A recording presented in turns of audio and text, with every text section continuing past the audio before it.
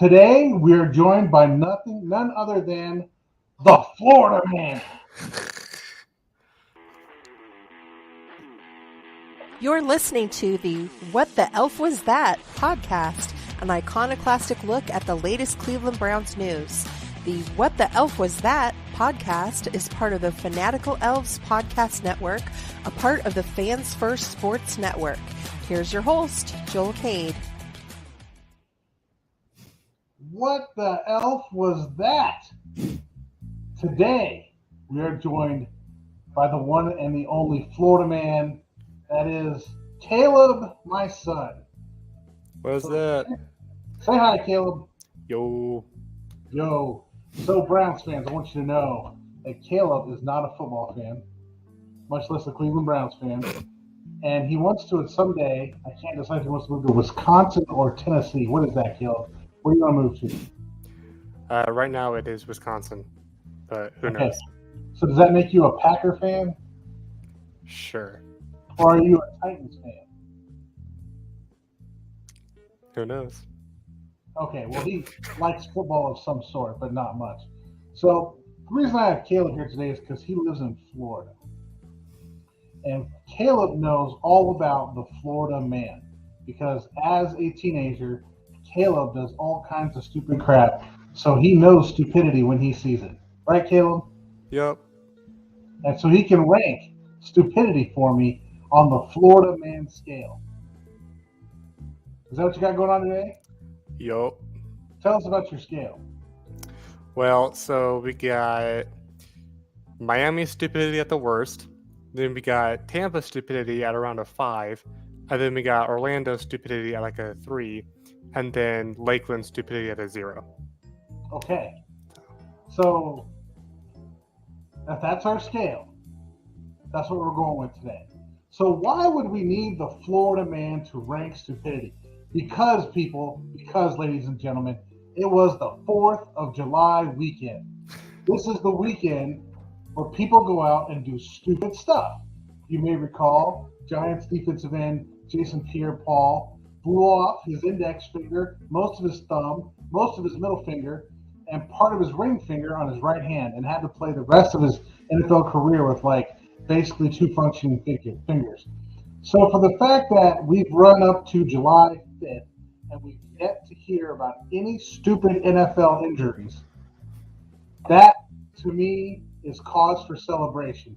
So instead of bemoaning idiotic injuries from fireworks, we're going to go over today 10 of the dumbest off-field injuries that have occurred to NFL football players. And my man Caleb is here to rank them on the Florida Man scale. You good for this, Caleb? You ready? We'll try. We'll try. He's going to try, folks. Florida Man shows no mercy. All right. So, Caleb, you may not know how much about football, so you may not know about me and my football life. But the one thing I hate the most about football players are kickers. Kickers are not football players. They're just people pretending to be football players. In fact, they're just morons who kick the football. And so number 10 of our top 10 dumbest off-field injuries comes from a punter. His name is Chris Hansen, who played for your state, Florida, the Jacksonville Jaguars. Their head coach, Jack Del Rio, the story goes, gave a motivational catchphrase for the 2003 season, and that catchphrase was, keep chopping wood. Okay? Keep chopping wood. How could this go wrong? So the head coach, Jack Del Rio, felt he needed to bring in a visual learning aid into the locker room, so he brought in a stump of wood with an axe in it. Now, Chris Hansen, because he's a moron, he's a punter, decided he would play with the axe. So he began swinging it around, which resulted in the axe gashing his foot. Now, he was a Florida man at the time, so you might have to give special weight to that. But on the Florida Man scale, how dumb is Chris Hansen?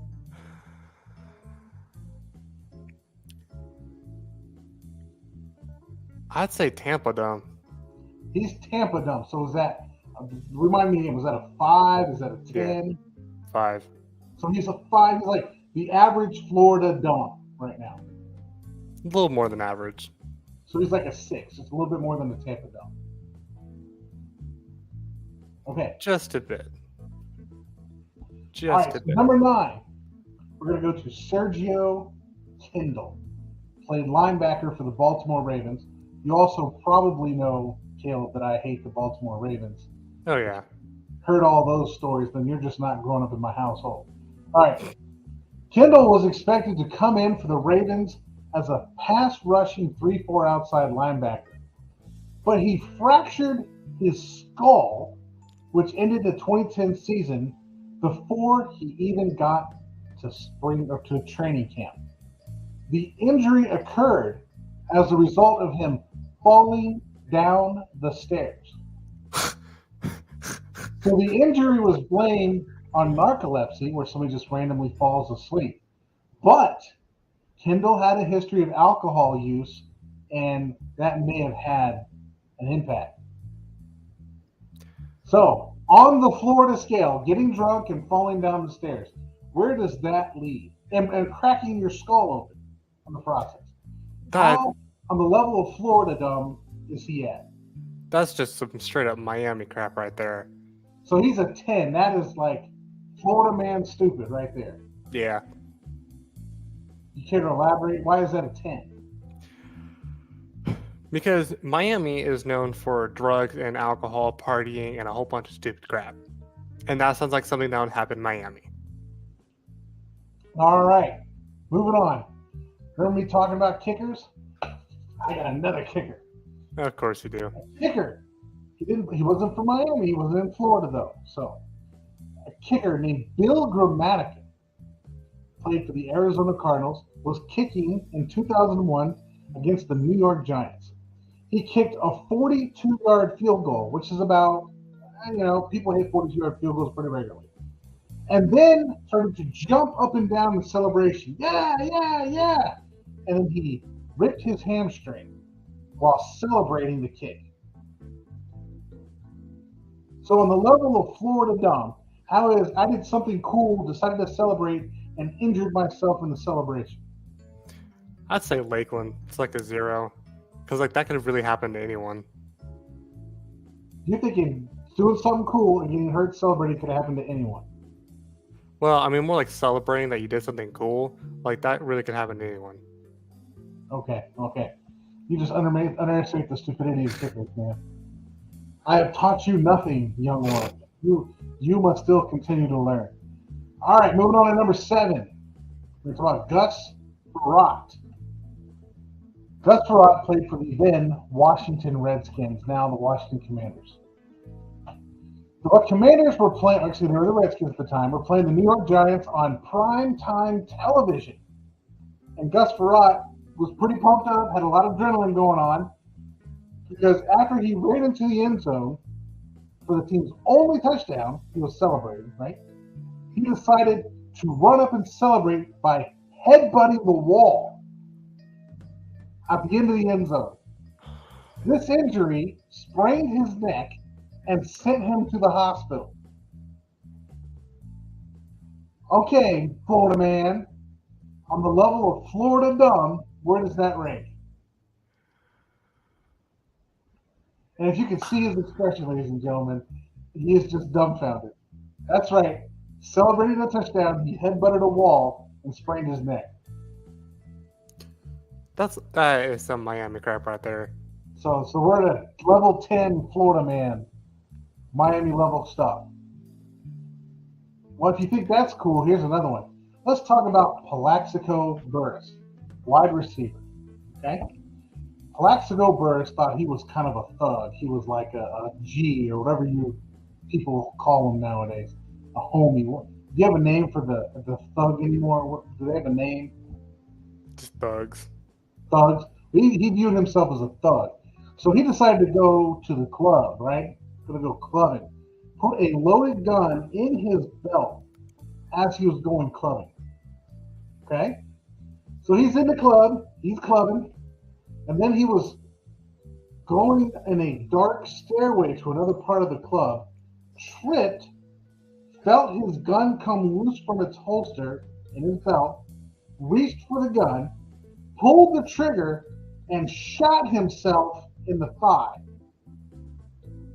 And he didn't realize he shot himself until his friend saw the blood. So he How went do on- you, Go ahead. how do you not feel a gunshot? There may have been alcohol and drugs involved. So this is Miami. how he described a bad day, getting shot. Bad day, slightly more embarrassing, shooting oneself. Worst day, authorities discovering that one does not have a license to carry the gun in the state of New York. And the worst day yet was that all the above while then Mayor Michael Bloomberg was in an election year and decided to make his zero gun policy public. Thus, as a result of the incident, Plaxico Burress spent 20 months in jail before returning to the NFL. That's just straight Miami right there. Drugs and alcohol, shooting yourself with a gun. That's Miami. So he's thugging it up in Miami. The high end of the Florida man stupidity. Right? Maybe even more. Okay. All right, Caleb. Well, we're up on the break. All right, so we got to go for a station break. We're going to pay the bills. This is how we make all kinds of money on this stuff. So after the break, we're going to get hit numbers 5 through 1 of the stupidest NFL injuries in the offseason as we celebrate. Yes, folks, we are celebrating the Cleveland Browns players not getting hurt over the 4th of July holiday. All right, hang on. We'll be back.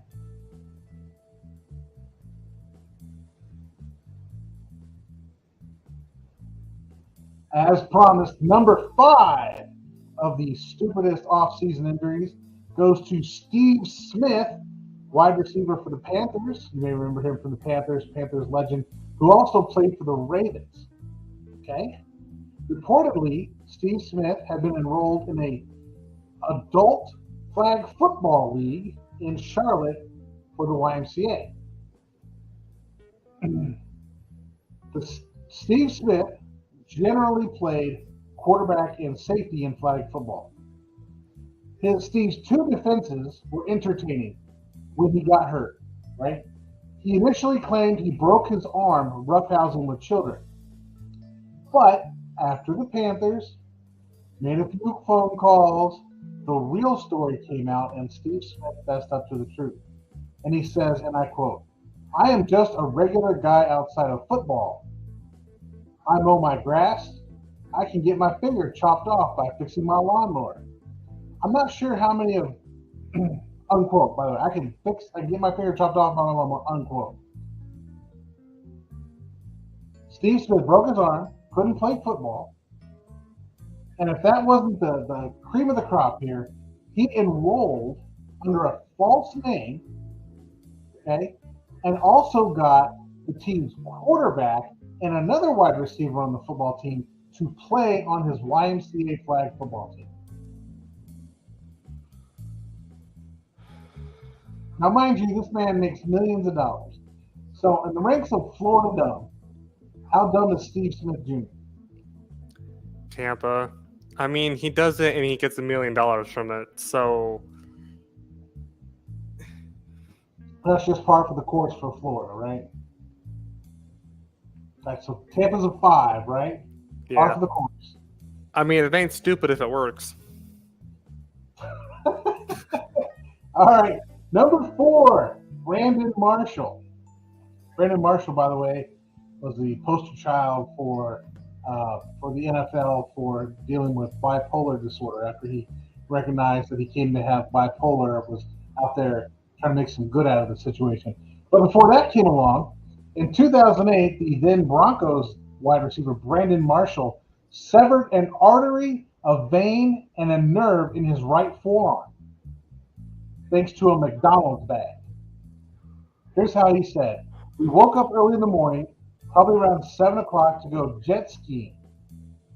There were probably 10 of us, maybe more. We got into horse playing, and I slipped on a McDonald's bag. I went hand first into an entertainment system, and trying to catch myself, I went through the television. These injuries required surgery and sidelined Brandon Marshall for most of the 2008 season. Okay, here we go, Florida man, expert of all Florida men. On the rankings of the Florida man scale, where are we at? Like a 7.5. So we're above the average normal Florida man. Over a McDonald's bag. Yes, a McDonald's bag. Would you like to add any further comment? Elaborate on the 8. I mean, I can get trying to catch yourself, but why through an entertainment center? I don't know. Like, I would like. One of the best things to do is just be fall on the floor, but do it in a way where you're not going to hurt yourself. Because there are ways you can fall without hurting yourself. You have been taught. You are my son when it's all said and done. But we do have to work on your hating kickers. We'll get to that. All right, moving on to number 3. Tyler Heineke injured himself breaking into a house. But I should specify, breaking into his own house. As he described it, I was locked out of my house after a late night movie. I came back and there was no one home, and I'm trying to nudge the door a little. It was one of those double doors. I thought it just needed a little nudge, and me and my buddy were getting into it a little, and then I put my foot in the door. My foot kind of slipped and went through the window. It was just kind of a freak accident. The freak accident resulted in a severed tendon and missed 3 months. So you're out, you're breaking into your own house, and you sever a tendon. I'd say like a 3.25. So that's like low on the Florida man stupidity level. Yeah. Elaborate. Why is it low? Well, I mean, it's your own house, so I kind of get that. But you just like break a window or something with a brick. Don't put your foot through a door. I used to have these kids that would break in the house. Do you have any stories of those, Caleb? Didn't we have keys? Did you have keys? I think we did. So why would At least I didn't think I was the one that was breaking into the house. Why would you break in the house? Probably to get away from our mother. Oh, come on, be nice. So, no, it wasn't. It was mainly Nathaniel that would break in the house. He'd come from school, open up the window, check out the screen, climb in the house because he forgot his key. So I don't know how Florida man is that. How Florida man is your brother? Still say like a 2, because like it's where you live. Okay. But All I mean, right. if you genuinely forgot where you put your key, you're kind of dumb. But like it happens to all of us. But if you're like lying and saying you forgot your key, then just leave. Just leave. Don't come back. You're disowned. Okay, Caleb. So we're going to go. The last 2 here are going to be for Cleveland Browns because this is a Cleveland Browns podcast. So I'm going to highlight 2 Cleveland Browns or people who have played for the Cleveland Browns who injured themselves in the offseason. Actually, the first one injured themselves in season. So let's talk about this one. His name is Perion Winfrey. And this one I'm about to quote you comes from a story written by the man I do another podcast with, Mr. Elliot Kittle. This is what he says about Perion Winfrey. Perion Winfrey's rookie year was a tumultuous one in which he managed to wind up in concussion protocol. According to quotes obtained by Mary Kay Cabot of Cleveland.com, Winfrey was reported to have said this: "I was driving around on a scooter and just ran into a pole. Nothing crazy. I just looked back and tried to see if my friend was still behind me. When I looked back and ran into a pole. Things just got a little over there and things got kind of crazy." Okay, nothing crazy, right? Even more crazy is the fact that Mary Kay Cabot further reported that the scooter story was in fact a lie. At least one of her sources claimed that the accident was caused by his inability to drive in Cleveland snow. Rather than admit his incompetent driving skills, he made up the scooter story. That's Okay, just Lakeland stupidity. Because everyone in Lakeland does that. They make up Okay. some sort of lie that they can't drive right when everyone in Florida drives like they're high on crack. Oh, coming down with it, man. Come Seriously. on. Florida drivers are some of the worst ones. If you can drive in Florida, you can drive anywhere. Okay, so if you did something dumb, you'll just be like, oh, I just ran my scooter into a pole. That's like normal Florida behavior, right? Pretty much. I wrecked my car, but it wasn't really my car. I actually just rode my scooter into a pole. Right? Or at That's least normal. some sort of stupid story like that. Okay. All right. So our number one off-season stupid injury goes to Browns' very own Nate Burleson. Nate Burleson just wanted a late-night snack one night in 2013 when he reached down to save his pizza from falling off the front seat. He ended up in a car wreck that broke his arm. But in a way, his injury paid off because Burleson got a free year of DiGiorno pizza as a result of the accident. Okay, so give it to us. Where's Nate Burleson on the Florida man stupidity level? Like a 4. I mean, forget saving your kids, your wife, but Lord forbid, the pizza gets destroyed. Gonna break your arm to save that pizza, man. As your kids like flying through the windshield. Well, I don't But think Lord, but heaven forbid, the pizza gets destroyed. All right. So, Caleb, what do you think so far? Are football players really that crazy? Or how does it rank? NFL players versus Florida man. Who has the advantage? Who does the Florida stupid- man. So they Florida haven't reached man. the level of Florida man, right? Is that what you're saying? Hmm.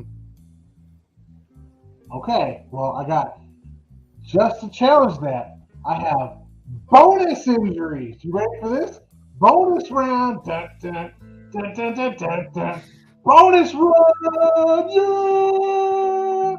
Okay. No, have mercy. Bonus injuries, baby. Both of these players played for the Detroit Lions. Almost said Tigers. The Detroit Lions. Okay, so we know they're from Michigan. Oh because no. we play football. We're going to start with what I think is the lesser of the two. Okay, Joseph Foria. Detroit Lions tight end Joseph Foria suffered a sprained ankle during the 2014 season, explaining that he tripped at the bottom of the stairs while running to prevent his dog, Lil Rufio, from peeing on the floor of his house. So where are we at? He's running down the stairs, he falls, he sprains his ankle, misses weeks because he didn't want Little Rufio peeing on the floor. 0. Because I do that all the time with Jackson. I'd become running on my room because my So mom's yelling at me dog, that Jackson's correct? about to pee on the floor. Yeah, Jackson's my little doggy. He's a sweet little puppy. But my mom would be calling me out to the living room because Jackson's about to piss on the floor. And I'm like over here looking like some Subway Surfers character getting through all the objects on my floor trying to get the dog.